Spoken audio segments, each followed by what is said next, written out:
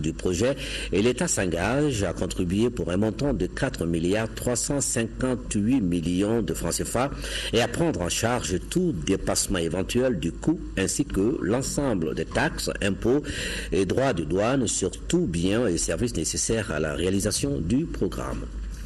Le programme de développement de l'irrigation dans le bassin du Bani à Sélégué, PDI-BS, vise à assurer la sécurité alimentaire, à réduire la pauvreté dans sa zone d'intervention à travers l'accroissement de façon durable de la productivité rizicole et des productions agro-silvopastorales et piscicoles et améliorer les revenus des producteurs et prévoir la construction de 2 seuils de dérivation, dont un à Djéné sur le Bani et l'autre à Kourouba sur le Sankarani.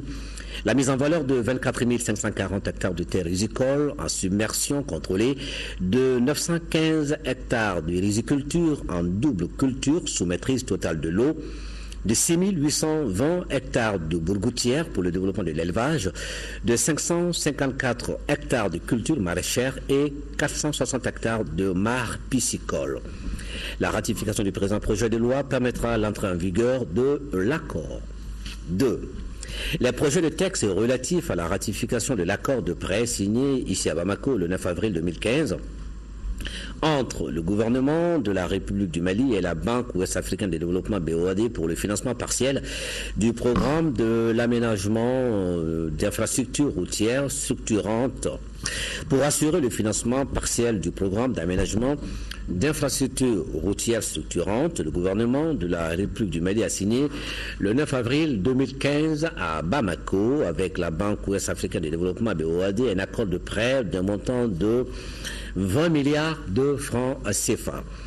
Le programme d'aménagement d'infrastructures routières structurantes prévoit l'aménagement en 2 fois de voies sur 45 km de la route Bamako-Koulikoro et la construction du pont de Kayo à Koulikoro, la construction d'un échangeur au carrefour de Markala de ses bretelles sur 4,266 km et l'aménagement et le bitumage de 10 km de voirie à Ségou, la construction d'un nouveau pont de Kouoro, barrage sur la route nationale 11 entre Sikasso et Koutiala et ses voies d'accès sur 1,52 km.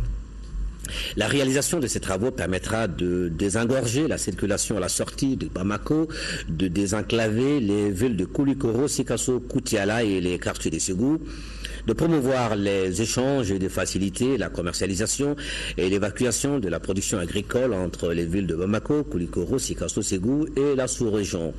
La ratification est une étape nécessaire pour l'entrée en vigueur du présent accord de prêt. 3. Les projets de texte relatifs à la ratification de l'accord de financement numéro 5570 ML signé ici à Bamako le 3 avril 2015 entre le gouvernement de la République du Mali et l'Association internationale de développement IDA relatif au financement du projet pour l'autonomisation des femmes et le dividende démographique au Sahel. Par le présent accord, l'IDA octroie au gouvernement de la République du Mali un prêt d'un montant de 27 100 000 droits de tirage spéciaux DTS, soit 24 milliards 865 600 000 francs CFA environ, pour permettre le financement du projet pour l'autonomisation des femmes et le dividende démographique au Sahel. L'accord de prêt intervient à l'exécution des engagements pris par la Banque mondiale dans le cadre du programme IDA 17 sur la question du genre et de ses promesses de soutenir activement les pays du Sahel par la prise en charge des questions de santé, de nutrition et de capital humain. Le projet va permettre aux femmes et aux adolescentes un accès facile aux services de santé reproductive, infantile et maternelle, de qualité et d'accroître la production et le partage des connaissances, la valorisation et l'engagement politique ainsi que le renforcement de la capacité d'élaboration des politiques liées aux dividendes démographiques et à la mise en œuvre du dit projet. La ratification est une étape nécessaire pour l'entrée en vigueur du présent accord de financement. Maintenant, au chapitre des mesures individuelles, le Conseil des ministres a procédé aux nominations suivantes. Au titre du ministère du Développement rural, le directeur général de l'Office du périmètre irrigué de Baguineda, au PIB, M. Djogou Diallo, ingénieur de l'agriculture et du génie rural. Directeur général de l'office RI, Ségou, ORS, M. Salif Sangaré, assistant de recherche. Directeur général de l'office de la Haute-Vallée du Niger, OHVN, M. Mamadou Khan, vétérinaire et ingénieur d'élevage. Ministère de la Défense et des Anciens Combattants, directeur général adjoint de la Gendarmerie, colonel Boukari Kodio. Ministère des Affaires étrangères, de l'intégration africaine et de la coopération internationale, ambassadeur à New Delhi, M. Nyankoro Ye Samake, master en politique. Ambassadeur à Conakry, Mme Irène Henriette Nassir, inspecteur des finances. Ambassadeur à Brasilia, M. Mamadou Maki Traoré, inspecteur des services économiques. Ambassadeur à Pretoria, M. Mahaman Aoudou Sissé, traducteur, interprète. Ambassadeur à Addis Abeba, M. Fafré Kamara, conseiller des affaires étrangères. Ambassadeur à Téhéran, M. Boubacar Gourdial, conseiller des affaires étrangères. Consul général à Tamarasset, M. Abdelrahman Gala, contractuel.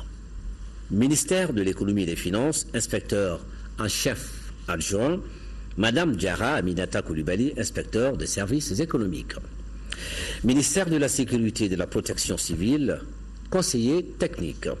Colonel Mohamed Ould Sidi Ahmed, lieutenant-colonel Lanzeni Konaté, lieutenant-colonel Mohamed Ag El Makawel. Chargé de mission, M. Abdoulaye Gariko, administrateur de la protection civile. Inspecteur à l'inspection des services de sécurité et de la protection civile. Colonel-major Djenfa Diara, contrôleur général Abdoulaye So. Au titre du ministère de l'Aménagement du territoire et de la population, conseiller technique, M. Koke Koulibaly, magistrat. Ibrahima Diombele, je le disais dans les titres, la communauté internationale réaffirme son soutien à la signature de l'accord de paix et de réconciliation prévu pour le 15 mai ici à Bamako. Les représentants de la communauté internationale ont été reçus cet après-midi en audience par le président de la République. Le représentant spécial du secrétaire général des Nations Unies au Mali a affirmé que les actions seront entreprises avant le 15 mai pour obtenir la cessation des hostilités dans le septentrion malien. Je vous propose d'écouter Monji Amdi au micro de Mohamed Diarra. Nous sommes venus pour rencontrer M. le Président pour lui montrer notre soutien au processus de paix, que nous restons engagés avec le Mali, avec le peuple malien, pour aboutir à la signature de l'accord de paix et de réconciliation au Mali. Nous avons dit que nous exhortons toutes les parties prenantes maliennes de s'abstenir des hostilités sur le terrain et de rester engagés dans le processus de paix qui va conduire à la signature de cet accord le 15 mai. On tient à la signature du 15 mai.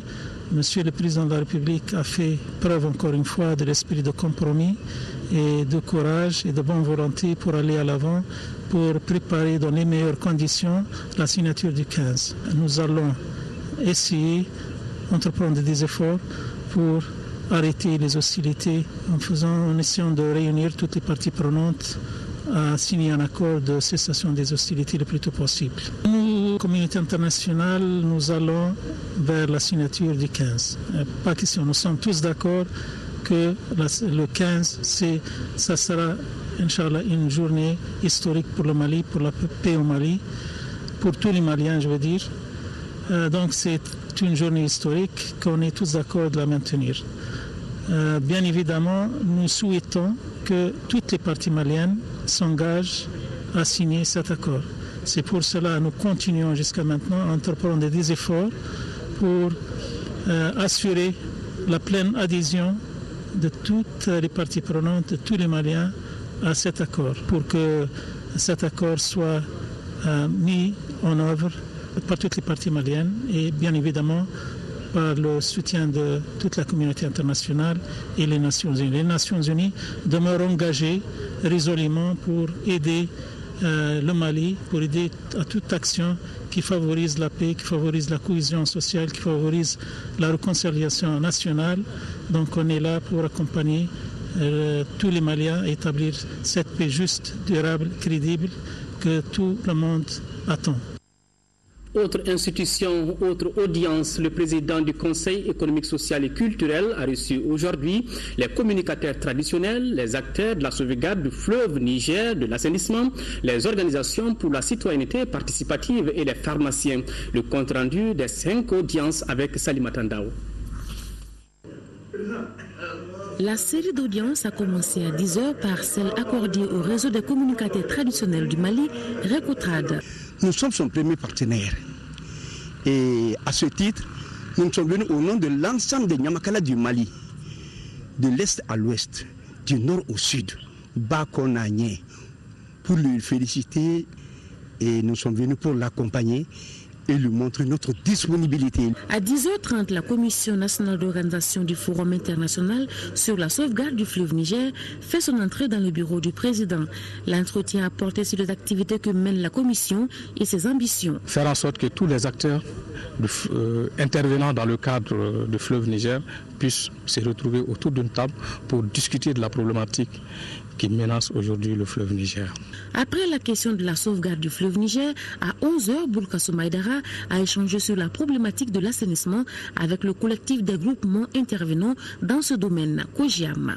Les visiteurs ont profité de l'occasion pour parler de leur souhait de mettre en place un espace de travail collaboratif entre les GIE, groupements d'intérêt économique, et Ozone Mali pour mieux assainir le district de Bamako.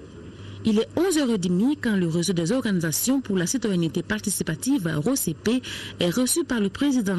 Les deux parties ont discuté des activités qu'elles pourront réaliser ensemble. J'espère que dans le futur, on se fera entendre. Enfin, à midi, l'ordre des pharmaciens est reçu par le président du Conseil économique, social et culturel. L'entrevue a porté essentiellement sur l'organisation du Forum pharmaceutique international du 3 au 6 juin 2015. Nous avons donc demandé au président du Conseil économique et social de nous appuyer, surtout par rapport à la mobilisation des autorités pour la réussite du forum. Le forum est une très grande rencontre. On attend à peu près 500 pharmaciens étrangers venant de 33 pays francophones qui vont venir se réunir au Mali pour discuter du partenariat public-privé pour rendre des produits pharmaceutiques et tous les produits de santé disponibles pour toute la population. Une photo de famille avec les derniers visiteurs a mis fin à la série d'audiences. Direction l'hémicycle suite à la recrudescence des attaques dans certaines localités du pays. La commission défense et sécurité de l'Assemblée nationale a reçu cet après-midi le ministre de tutelle. Pour plus de précisions, je vous propose d'écouter le président de la commission défense, Karim Keïta, qui félicite les femmes. Il est interrogé par Nyanya Aliou Traoré. Tout d'abord, je tiens à saluer l'initiative du ministre. Ce n'est pas la commission qui a convoqué le ministre, c'est le ministre qui a tenu à venir partager et nous informer sur les récents événements. Je veux parler de Diré et de Léré, où l'armée a pu repousser les assaillants qui tentaient d'attaquer ces différentes positions-là. Nous savons qu'à l'approche de la date fatidique, en tout cas pour certains, du 15 mai, qu'il y allait avoir une multiplication des attaques et une diversification aussi des points d'attaque. Donc le ministre nous a entretenus de ces événements-là dans les moindres détails. Il n'a gardé aucun secret pour la commission de défense et nous nous en réjouissons. Et quelle est la position que vous avez aujourd'hui ? La situation est telle que nous maintenons nos positions. Nous avons appris que certaines positions des groupes armés, en tout cas qui attaquent l'État malien, ont été dégarnies.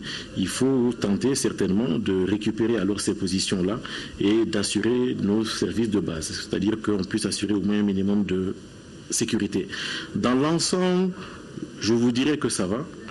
Mais il va nous falloir redoubler de vigilance, surtout quand nous allons rentrer dans la semaine prochaine où nous avons cet accord historique-là à signer. Donc nous le savons, nous sommes aussi dans l'anticipation et nous espérons que nous allons pouvoir calmer les esprits. Aujourd'hui, la position du Mali est de respecter ses engagements dans le respect strict total du cessez-le-feu, mais si nous sommes attaqués, nous nous défendrons. Mais on dit qu'il y a des renforts qui sont cherchés, mais les renforts ne viennent pas. Est-ce que le ministre va parler de ça? Les renforts ont peut-être mis un peu de temps. Parce que vous savez que ce sont toujours un État qui a besoin de certaines infrastructures routières, mais c'était plutôt stratégique aussi de ne pas emprunter certaines voies. Et n'oubliez pas que nous faisons face à des poses de mines dans certains endroits. Donc voilà à peu près ceux qui ont pu ralentir certains renforts. Mais je pense que les choses sont en train d'aller bon train. Si nous avons pu non seulement défendre nos positions, mais aussi repousser les assaillants et faire certaines victimes. Je pense qu'aujourd'hui, nous sommes dans une très bonne dynamique. C'est une dynamique positive pour l'armée. Ce que le peuple malien entendait, c'est-à-dire cette notion de repli tactique, je pense qu'elle est aujourd'hui derrière nous. Nous allons continuer à nous défendre dans le respect des accords internationaux. Ceux qui parlent d'un rôle mitigé de la France se trompent. La France est un ami du Mali, avec qui, comme l'a dit le président, nous avons un pacte de sang aujourd'hui. Moi, je ne vois pas, les commissaires de la commission défense ne voient pas de position mitigée de la France. Et l'accord sera signé, va-t-il? Inch'Allah, l'accord sera signé. L'accord sera signé, va-t-il. Ceux qui le signeront seront dans un processus de normalisation, mais ce qu'il faut retenir, c'est que l'accord va délimiter une ligne rouge. Ceux qui rentrent donc dans ce processus-là et ceux qui se mettent en dehors du processus, qui sont ennemis alors de la République, et deuxièmement, qui vont subir une supervision accrue de la communauté internationale qui sera prise à témoin. Donc c'est ça qui est vraiment important pour le 15. Je tiens par la même occasion à féliciter l'ensemble du département et d'encourager les FAMA qu'ils tiennent bon. Ils ont tout notre soutien, pas seulement des députés de la commission défense, mais de l'ensemble des députés et surtout de l'ensemble du peuple malien, puisque nous sommes la représentation du peuple ici. Donc qu'ils tiennent bon et nous sommes derrière eux. Le président de la Commission électorale nationale indépendante CENI porte à la connaissance des organisations nationales et internationales que la date limite de dépôt des demandes d'accréditation pour l'observation de l'élection législative partielle de la commune 5 du district de Bamako, scrutin du 31 mai 2015, est fixée au vendredi 22 mai 2015 à partir de 16h. Et puis, dans le cadre toujours de l'organisation de l'élection législative partielle dans la circonscription électorale de la commune 5 du district de Bamako, le président du comité national de l'égal accès aux médias d'État convie en réunion les candidats en lice ou les représentants le jeudi 7 mai 2015 à partir de 10h au siège de l'organe sur la route de Koulouba. Hors du jour, tirage au sort de l'ordre d'enregistrement et de diffusion des messages de campagne. La présence de tous est vivement souhaitée. Le ministre de la Solidarité, de l'Action humanitaire et de la Reconstruction du Nord a quitté Bamako pour Nouakchott lundi. Il est porteur de message du président de la République, Ibrahim Boubacar Keïta, à son homologue de la République islamique de Mauritanie. Nous écoutons le ministre au micro de nos confrères de la télévision mauritanienne. J'ai apporté au président de la République islamique de Mauritanie le message de paix, d'espoir de son ami et frère, le président de la République du Mali. Je lui ai apporté aussi le message de la reconnaissance renouvelée pour la manière dont la République islamique de Mauritanie a été aux côtés du Mali tout le temps de l'épreuve que notre pays a traversée et tout le temps que notre pays a conduit sous l'égide d'une médiation internationale. Voilà, de son côté, le ministre de la Réconciliation, lui, était à Alger, en Algérie, pour le même exercice avec Abdelaziz Bouteflika. Il a été question de l'évolution de la situation sécuritaire. Je vous propose d'écouter le ministre de la Réconciliation nationale. Le message portait sur la tenue de la cérémonie du 15 mai pour la signature de l'accord de paix et de réconciliation au Mali, donc cérémonie qui aura lieu le 15 mai à Bamako.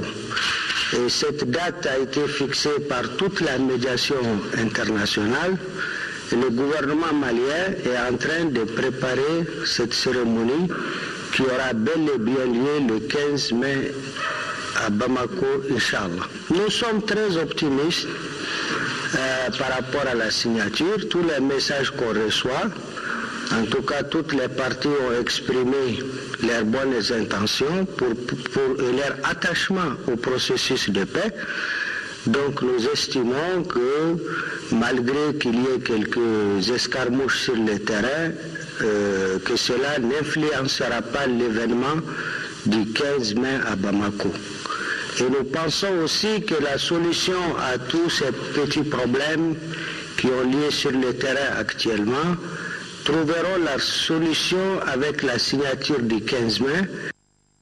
Retour à Bamako. Nam, je t'écoute, c'est bien cela. Nam, je t'écoute, c'est l'intitulé des notes d'alerte Mali qui vient d'être donc conçu par CRI 2002 pour les journalistes afin de relayer l'information au grand public.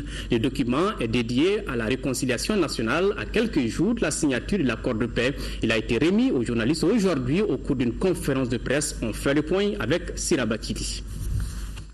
Plus que 9 jours pour la signature de l'accord définitif d'Alger. L'heure est donc à l'action constructive vers la paix. C'est la conviction du CRI 2002, le cercle de réflexion et d'information pour la consolidation de la démocratie, vient de concevoir les notes d'alerte Mali à l'attention des journalistes pour large diffusion. Ces notes sont intitulées « Nam, je t'écoute ». Nous voulons que ces notes puissent rentrer dans la dynamique de la consolidation et de la fortification de la République unitaire que nous voulons bâtir. Ces notes d'alerte également se veulent non partisanes, parce que nous sommes, CRI 2002, des acteurs de la société civile qui doivent influer positivement sur les politiques publiques. Nous sommes là pour assumer notre citoyenneté. Nous essayons d'assumer d'abord nos devoirs et c'est après que nous allons réclamer nos droits. Selon son président, CRI 2002 s'engage dans la phase d'une compréhension commune et partagée des enjeux, défis et perspectives liés à la paix. Le cercle de réflexion se pose donc cette question: comment faire pour tourner le dos aux conflits armés? Personne ne veut les guerres. Mais pour vivre en paix, il faut quand même un certain nombre de préalables. Ce préalable se dit: je vis dans une communauté. La paix, c'est le vouloir faire ensemble. La paix, c'est le vouloir vivre ensemble. Pour la signature de l'accord d'Alger et sa mise en œuvre, CRI 2002 propose de développer des alliances avec ceux qui veulent construire la démocratie, la République, la réconciliation nationale et la cohésion sociale. Faire comprendre l'accord de paix aux étudiants afin qu'ils soient des relais, voilà l'objectif de la conférence débat initiée par l'Association des élèves étudiants du Mali AIM, compte rendu Mamourou Sidibé.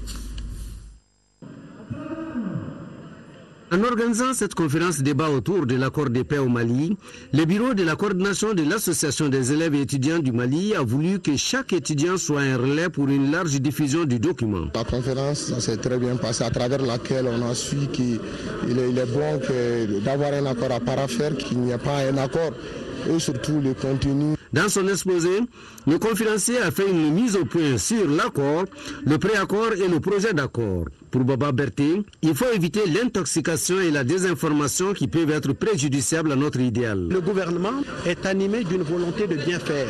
Mais entre cette volonté et la nature du conflit, c'est ça que les gens, certains ne comprennent pas, c'est une crise nationale qui s'est internationalisée du fait de l'implication de la communauté internationale. N'oublions pas que par une série de résolutions, le Conseil de sécurité a dit que la crise malienne est une menace pour la paix et la sécurité internationale. En s'adressant aux étudiants, le ministre de l'Enseignement supérieur et de la Recherche scientifique, appuyé par le parrain de la cérémonie, a insisté sur la nécessité de faire la paix. Le Mali, notre pays de Mali, personne n'a deux Mali. On peut avoir deux nationalités, on peut avoir deux passeports, mais personne n'a deux Mali. Et le Mali, c'est tout. Donc c'est ce Mali aujourd'hui qui est à un tournant décisif de son histoire. L'avenir du Mali se jouera les prochains jours. Le Mali ira vers la paix. On ne peut attendre de cet accord de paix, comme de toute autre œuvre humaine, d'être parfait.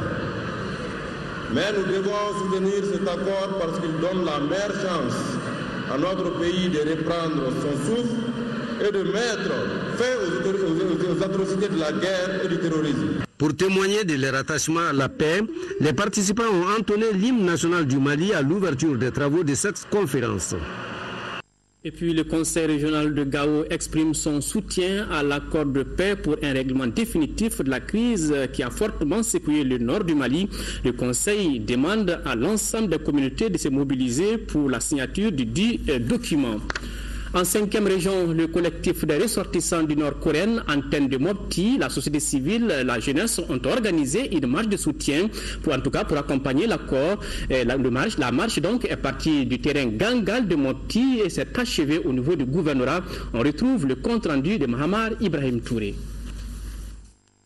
Partie du terrain scolaire Gangal de Mopti, la marche pacifique du Coran, la société civile et la jeunesse avaient pour objectif de témoigner aux autorités maliennes leur adhésion sans réserve à l'accord paraphé le 1er mars 2015 à Alger par l'État malien, les mouvements de la plateforme et la médiation internationale. Pour le retour des populations déplacées, la sauvegarde de la cohésion sociale, la restauration d'un climat favorable au développement, nous invitons la coordination des mouvements de l'Azawad à parapher le document présenté par la médiation. Nous soutenons sans faille les actions de la République du Mali pour le retour de la paix au Mali. Nous soutenons les autorités aujourd'hui, nous soutenons les autorités demain et nous continuons toujours à les soutenir. Nous allons mourir derrière le Mali pour la réussite de ces accords. Par cette marche, le Coran, la société civile et les jeunes, partis politiques et syndicats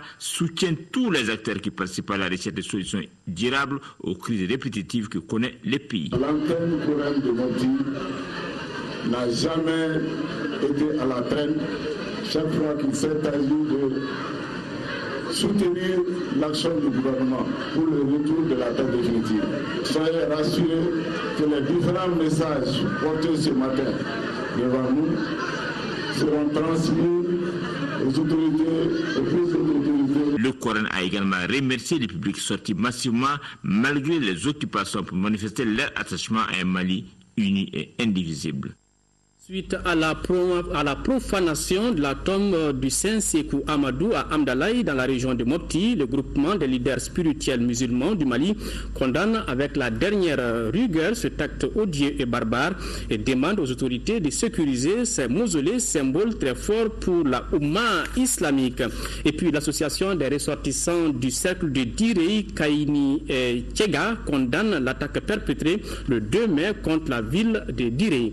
Nous repartons pour Mopti, où l'Agence pour la promotion de l'emploi des jeunes vient d'offrir des opportunités d'emploi à environ 1130 jeunes des cercles de Djenné Mopti à travers le lancement du programme d'intervention d'urgence emploi. Compte rendu, Yacouba Maïga. Cette opération pourvoyeuse d'emploi lancée par la coordination régionale de l'APEJ Mopti est la suite logique du programme d'intervention d'urgence initié par le gouvernement au profit des jeunes des régions du Nord et des Douanza touchés par la crise sécuritaire. Ici, à Djenné, l'opération va concerner 170 jeunes pour 85 jours de travail en approche de haute intensité de main-d'œuvre. Pour les 11 autres communes du cercle, chacune d'elles bénéficiera de 5 jours de travail en utilisant 12 jeunes par jour. À travers ce programme, nous voulons que les jeunes autour d'un projet puissent se mobiliser et faire la relance économique.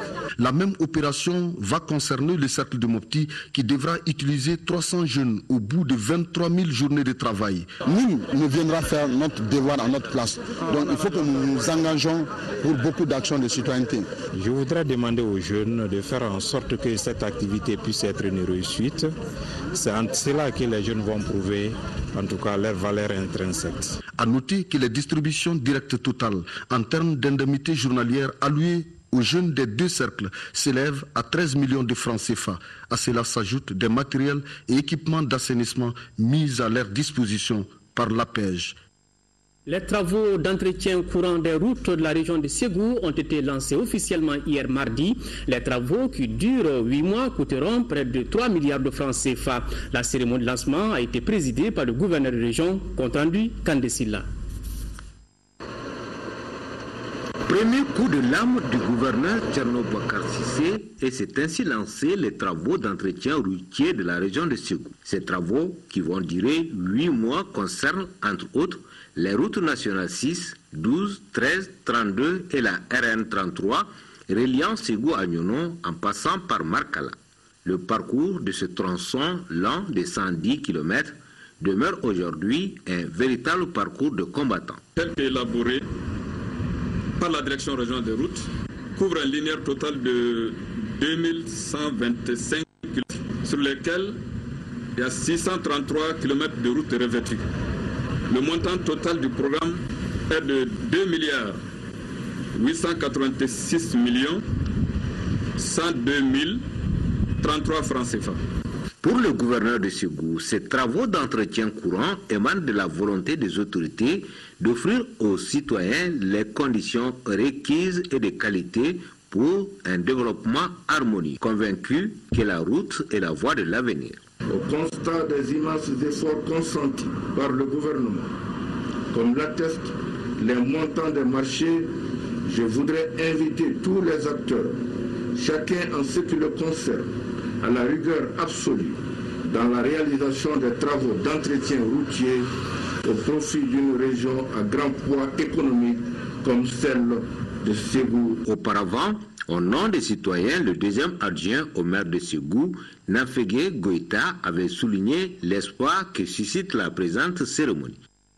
Après la route, on parle de logement. Le ministre de l'Urbanisme et de l'Habitat porte à la connaissance des postulants aux logements sociaux du programme des 1552 réalisé à Tabakoro que le dépôt des dossiers de candidature se déroulera du lundi 11 mai au dimanche 31 mai 2015 à partir de 18h. Les candidats peuvent déposer les dossiers tous les jours dans l'un des 5 centres retenus à cet effet. Il s'agit de la mairie de la commune 1, mairie commune 2, direction générale de l'Office malien de l'habitat à Dar es Salaam, la mairie de la commune 5, annexe de l'OMH Davos, située dans la cité des 759 logements à Yirimadio. 3,113 milliards de francs CFA, c'est le budget 2015 du projet de développement rural intégré du district de Kita et environ, phase 2.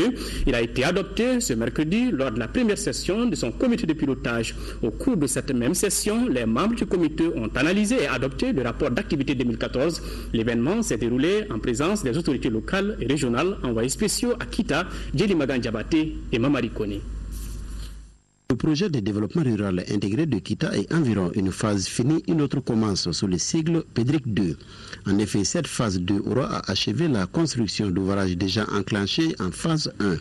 La présente session du comité de pilotage a déterminé l'ensemble des stratégies de réalisation de cet objectif. Il est prévu l'aménagement de 1100 hectares de bas-fonds et l'aménagement de 680 hectares de maîtrise totale dans le cercle de Bafouabé, et plus précisément dans le périmètre GH, dont déjà 200 hectares sont en exploitation. Et en plus de ça, il y a la construction du pont de Daourmi. Le PEDRIC 2 doit intervenir dans le cadre de l'hydraulique villageoise pour la construction, la réalisation de 30 forages, dont 10 forages seront équipés en pompes solaires. Et réaliser des ouvrages est une chose, mais les exploiter à bon escient en est une autre. Pour ce faire, le projet PEDRIC 2 entend renforcer les capacités des producteurs. Nous allons construire des centres agro-business. Ça, c'est pour favoriser l'approvisionnement de ces producteurs en intrants agricoles et en plus de ça, en équipement. Mais ce ne serait pas de l'équipement qu'on va payer pour mettre à la disposition des producteurs, mais ces équipements seront stockés au niveau des centres agro-business. Quand vous faites un aménagement, il faut nécessairement former les producteurs pour la gestion durable de ces aménagements, mais aussi il faut former ces producteurs pour qu'ils parviennent à exploiter, à rentabiliser ces infrastructures. Le PEDRIC 2 est un financement de la Banque islamique de développement et du gouvernement du Mali. À cet effet, le ministère du Développement rural tient à l'exécution correcte du plan d'action 2015. Notre responsabilité commune dans l'atteinte de l'ensemble des objectifs assignés à ce projet est engagée et doit être assumée à hauteur des attentes de tous les bénéficiaires du projet. Pour le premier adjoint au maire de la commune urbaine de Kita, le projet constitue une aubaine pour les populations bénéficiaires dans le cadre de la lutte contre la pauvreté. Rappelons que le budget 2015, qui s'élève à 3,113 milliards de francs CFA, a été approuvé par les membres du comité de pilotage. La première dame Keïta Aminata Maïga poursuit son séjour à Brazzaville au Congo en compagnie de plusieurs successeurs sur invitation de la première dame du Congo, présidente de la Fondation Congo Assistance. Dans le cadre des festivités marquant les 30 ans de la Fondation, ce mercredi, les premières dames ont inauguré le Centre national de référence de la drépanocytose, un centre qui a coûté plus de 6 milliards de francs CFA à l'État congolais et qui permettra une meilleure prise en charge en Afrique centrale de la drépanocytose, qui s'avère être la première maladie génétique dans le monde. Keïta Aminata Maïga et ses sœurs ont également pris part à une conférence sur cette maladie. Nous y reviendrons dans nos éditions de demain avec Ndeye Sissoko et Dembawan. Santé encore, l'Agence nationale de télésanté et d'information médicale intime en partenariat avec le CHU de Caen en France a procédé donc à une séance de consultation gratuite en télésanté. Les patients consultés souffrent de malformations de la bouche et du nez. Ils avaient bénéficié il y a environ un mois d'une chirurgie maxillo-faciale à Ouagadougou au Burkina Faso. On fait le point avec Nouhoum Sissoko. Il s'agit de 8 patients sur 12 souffrant de malformations de la bouche et du nez. Ils ont déjà subi une intervention chirurgicale au Burkina Faso il y a moins d'un mois et sont réunis encore pour un suivi. Une téléconsultation effectuée par l'Agence nationale de télésanté et d'informatique médicale intime en collaboration avec le CHU de Caen en France. Il y a 2 mois, nous avions présenté les patients qui viennent d'être passés en revue et nous avions décidé de leur recrutement pour justement faire une chirurgie de reconstruction faciale au Burkina Faso. Une sorte de contre-visite qui est effectuée après souvent des chirurgies lourdes. Le prochain suivi médical est prévu en fin juin 2015. L'exercice permet aussi au personnel d'acquérir des aptitudes et aux étudiants en chirurgie maxillofaciale de se familiariser avec la spécialité. Nous échangeons de manière perpétuelle via le créneau du net, etc. Souvent, nous nous mettons d'accord sur le type d'intervention à proposer aux patients, souvent sur les tracés d'incision à effectuer. Et la télémédecine concrétise cela au plus haut point, à savoir qu'il y a la participation effective des patients. Nous gardons toujours ces rapports de hiérarchie. L'Agence nationale de télésanté et d'informatique médicale intime est un établissement public à caractère scientifique et technologique. Elle a pour mission d'assurer la promotion et le développement de la télésanté et de l'informatique médicale au Mali. Culture, à présent, la 9e édition du concours d'art, de musique et de stress dénommé Talent de la Cité vient d'être lancé. Ce projet culturel vise à stimuler l'innovation, la créativité et promouvoir l'expression artistique et la diversité culturelle dans notre pays. Le concours s'adresse aux jeunes artistes de 15 à 35 ans. Ce projet culturel est initié par Smart Ségou, une association culturelle qui œuvre pour la valorisation des produits locaux. Compte rendu, Fousseini Samaki. Le Talent de la Cité consiste à organiser un concours national d'art plastique, de musique, de tresses traditionnelles, d'art numérique et de photographie entre les jeunes artistes âgés de 15 à 35 ans. Cette initiative, qui a sa 9e édition, est l'œuvre d'une association culturelle dénommée Smart. Le lancement de cette 9e édition Talent de la Cité, qui se déroulera du 25 au 6 juin 2015, a enregistré la présence des promoteurs culturels, les représentants des établissements culturels et plusieurs artistes de renommée internationale. Ils adhèrent tous à ces concepts Talent de la Cité. Je pense que ce concours de talent n'est que la bienvenue pour l'ensemble des créateurs de l'esprit du Mali. Dans la mise en œuvre de sa politique culturelle, mon département accompagne de telles initiatives pour servir la culture et les acteurs culturels. Les invités à cette cérémonie de lancement ont apprécié la jeune Kankou Kouyaté, lauréate de l'édition précédente des Talents de la Cité.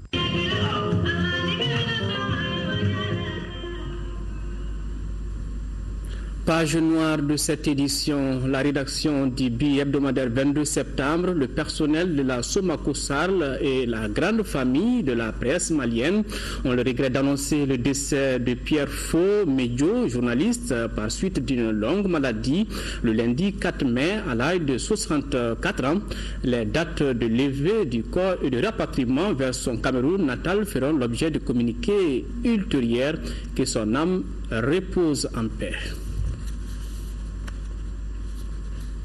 Voilà, d'ores en paix, chers confrères. C'est donc la fin de ce journal. Au nom de l'ensemble de la rédaction, merci de votre aimable attention. Autre rendez-vous sur notre chaîne 10h-13h, une présentation de Amara Malé Diallo.